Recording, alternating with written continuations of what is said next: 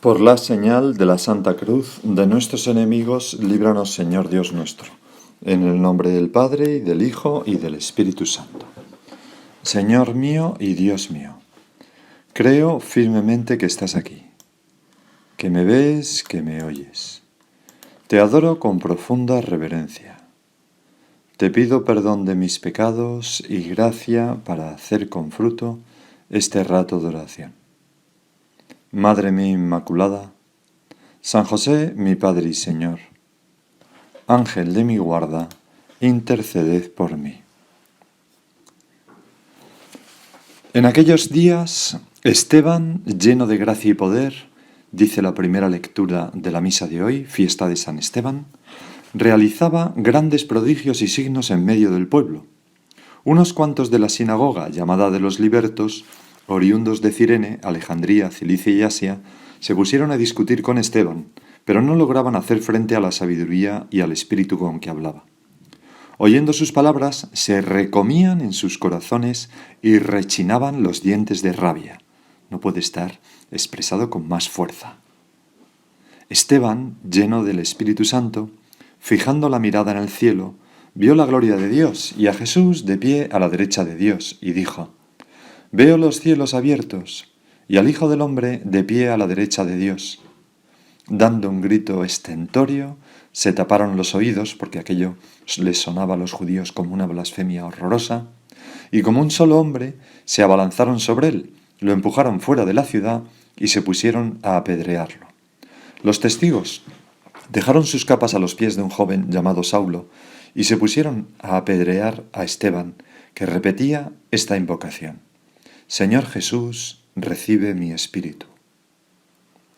Resulta un tanto chocante que justo después de la alegría desbordante del día de Navidad, que se prolonga además en la octava de Navidad, la Iglesia nos proponga la fiesta del primer mártir San Esteban precisamente hoy, el 26 de diciembre. Los primeros padres de la Iglesia, sin embargo, lo entendían perfectamente, y los santos. Por ejemplo, San Fulgencio de Ruspe, en un sermón, dice: Ayer celebramos el nacimiento temporal de nuestro Rey eterno. Hoy celebramos el triunfal martirio de su soldado. Ayer nuestro Rey, revestido con el manto de nuestra carne y saliendo del recinto del seno virginal, se dignó visitar el mundo. Hoy el soldado, saliendo del tabernáculo de su cuerpo, triunfador, ha emigrado al cielo. Pero para nosotros, Señor, parece como si esta conmemoración estuviera un poco fuera de lugar, porque la Navidad es la fiesta de la vida y nos infunde sentimientos de serenidad y de paz. ¿Por qué enturbiarla con el recuerdo de una violencia tan atroz?, se preguntaba el Papa Francisco en el 2013. Pero en realidad, como ya intuimos, tiene todo su sentido. Porque este niño que contemplábamos ayer en el portal de Belén y que sigue estando presente durante toda esta octava y todo este tiempo de Navidad, pues ha venido a la tierra para padecer. Yo bajé a la tierra para padecer, dice el villancico, luego lo pondremos al final. Tu Señor, con tu nacimiento, con tu muerte en la cruz y con tu resurrección, has transformado la muerte de quienes te aman en aurora de vida nueva. La violencia de este mundo es vencida por tu amor encarnado por los santos, y la muerte es transformada en vida.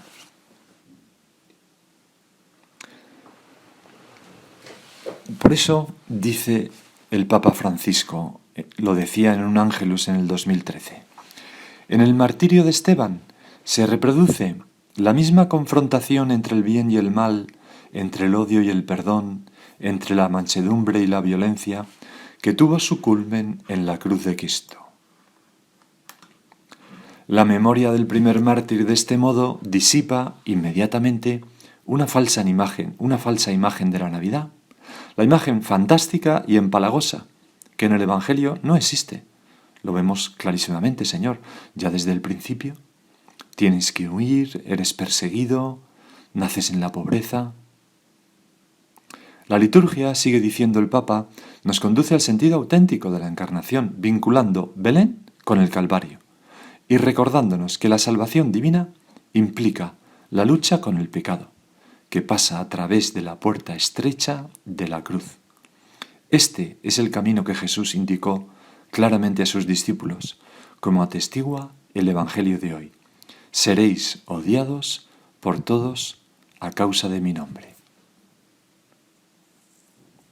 Por ello, Señor, hoy, cuando te contemplemos hecho niño por amor, podemos pensar en aquellas palabras que decía Santa Teresa Benedicta de la Cruz, tan bonitas.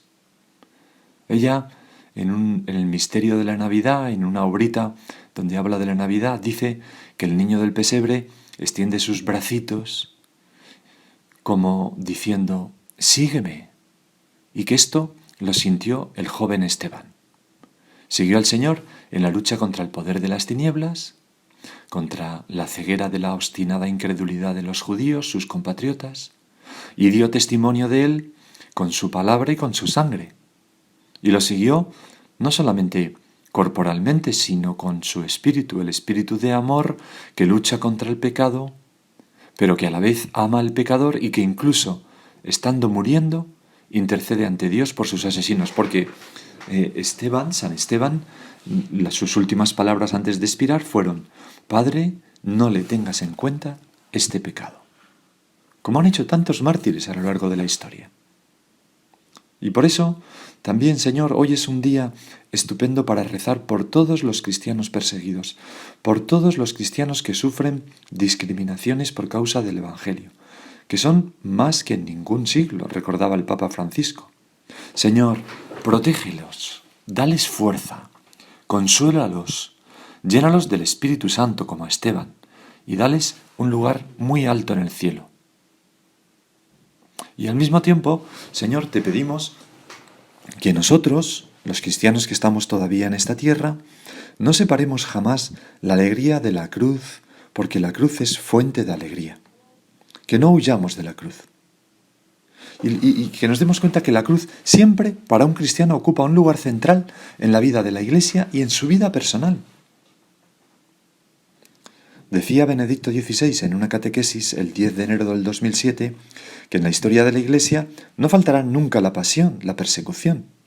Y precisamente la persecución se convierte, según la famosa frase de Tertuliano, en fuente de misión para los nuevos cristianos. Y cita las palabras de Tertuliano: nosotros nos multiplicamos cada vez que somos segados por vosotros. La sangre de los cristianos es una semilla. Pero, seguía Benedicto XVI, también en nuestra vida la cruz, que no faltará nunca, se convierte en bendición. Es un misterio para nosotros, Señor. Es la ciencia de la cruz, que es tan oculta, tan difícil de entender. Y aceptando la cruz, sabiendo que se convierte en bendición y es bendición, aprendemos la alegría del cristiano incluso en los momentos de dificultad.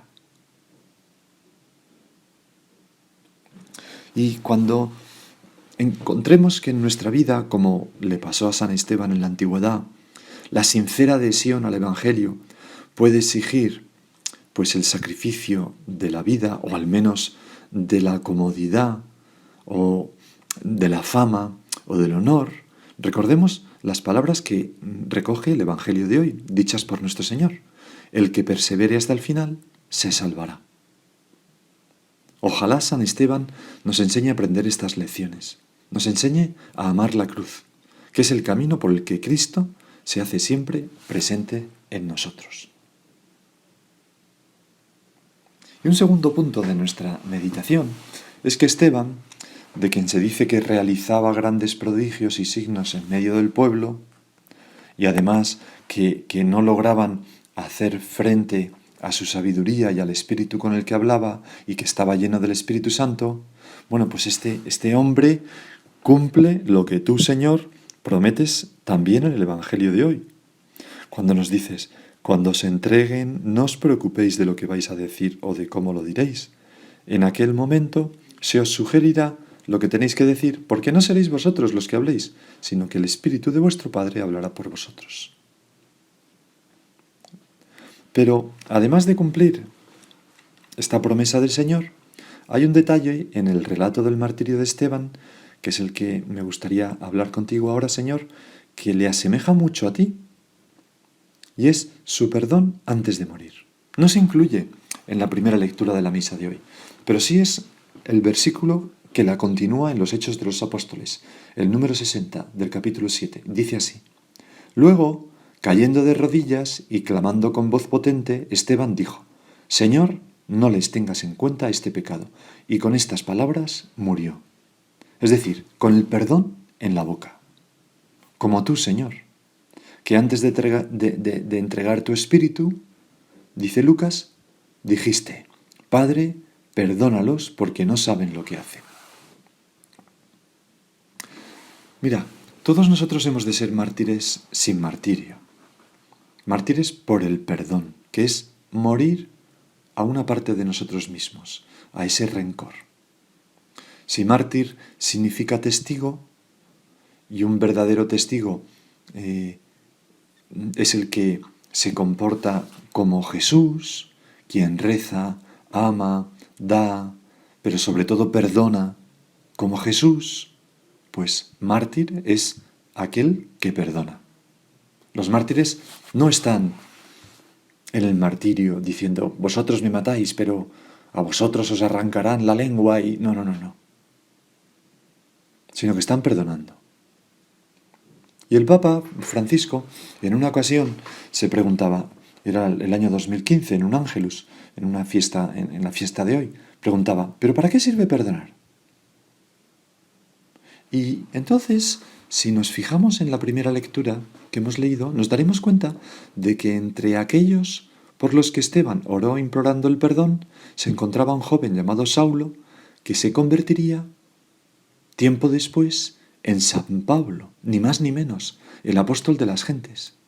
Es decir, que Pablo, el Pablo que conocemos, nace de la gracia de Dios y del perdón de Esteban y su oración sobre el joven Saulo. Fíjate, ¿para qué sirve perdonar? Para cambiar los corazones, para convertir los pecadores en santos.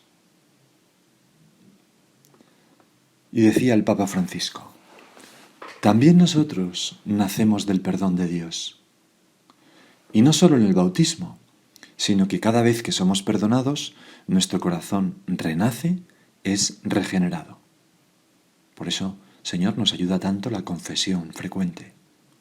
Cada paso hacia adelante en la vida de la fe lleva impreso al inicio el signo de la misericordia divina. Porque solo cuando somos amados podemos amar a nuestra vez. Solamente cuando somos perdonados, ¿verdad? Podemos perdonar. Recordémoslo, nos hará bien. Si queremos avanzar en la fe, ante todo es necesario recibir el perdón de Dios, es decir, confesarnos con frecuencia, hacer actos de contrición, pedir perdón al acabar el día al Señor en nuestro examen de conciencia. Encontrar al Padre, quien está dispuesto a perdonar todo y siempre, y que precisamente perdonando sana el corazón y reaviva el amor. Jamás debemos cansarnos de pedir el perdón divino, porque sólo cuando somos perdonados, cuando nos sentimos perdonados, aprendemos a perdonar. Así decía el Papa Francisco en un Ángelus en el año 2015. Y perdonar, lo sabemos bien, no es una cosa fácil. ¿Cómo empezar? Pues como Esteban, por la oración. Esa oración que cambia el propio corazón, que expulsa el resentimiento. Señor, no le tengas en cuenta estos pecados. Señor, te pido por él. Señor, te pido por ella, que me han hecho tanto daño. Y así, poco a poco, descubrimos que somos liberados de las cadenas interiores del rencor que van como cayendo por la fuerza de esa oración y de la acción del Espíritu Santo. Porque es tan feo, tan triste vivir en el rencor. Y entonces, si nosotros nos convertimos por el perdón en misericordiosos, a través del perdón venceremos el mal con el bien, transformaremos el odio en amor y haremos que el mundo sea más limpio y que haya posibilidad de mucho San Pablo. Por eso, cuando vemos, es que esta persona pues reza por ella. ¿Es que este político tiene un odio a la Iglesia? Pues reza por él, porque ese puede ser un nuevo Saulo, puede ser San Pablo. Si tú y yo perdonamos y rezamos por ellos, como hizo San Esteban, qué gran ejemplo, Señor. Digo, un político, o un terrorista, o lo que sea. Tras el martirio de San Esteban, y es un tercer punto de nuestra meditación, con el que vamos a terminar, los hechos nos narran que se desencadenó una persecución local contra la iglesia de Jerusalén. De modo que los cristianos huyeron de la ciudad y se dispersaron por las regiones adyacentes, por Samaria, Fenicia, Siria. Los hechos lo dicen así: los que se habían dispersado iban por todas partes, anunciando la buena nueva de la palabra.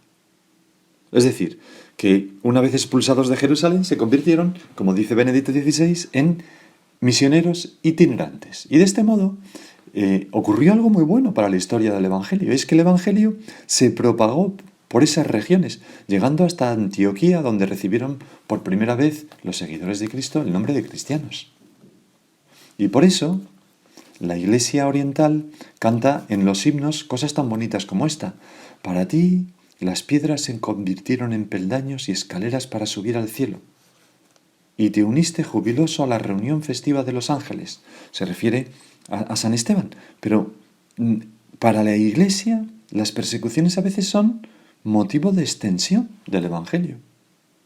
Es como, no sé, como una almohada de plumas, ¿no? Que la golpeamos y la golpeamos, le damos patadas, se rompe, las plumas salen y se extienden por todas partes. Pues a veces las persecuciones de la Iglesia, ¿qué consiguen? Consiguen que la Iglesia se extienda por todas partes. Por eso, Señor, te pedimos que también nosotros amemos la cruz cuando la encontremos, sabiendo que muchas veces es camino de extensión de la buena nueva. Que no juzguemos siempre negativamente las persecuciones. Por supuesto que si podemos evitarlas, las evitamos. Por supuesto que si hay medios en las leyes, acudiendo a los tribunales, pues acudimos para que no se cometan injusticias contra los cristianos. Por supuesto. Dios no quiere que seamos tontos, ¿verdad? Ni que hagamos cesación de nuestros derechos.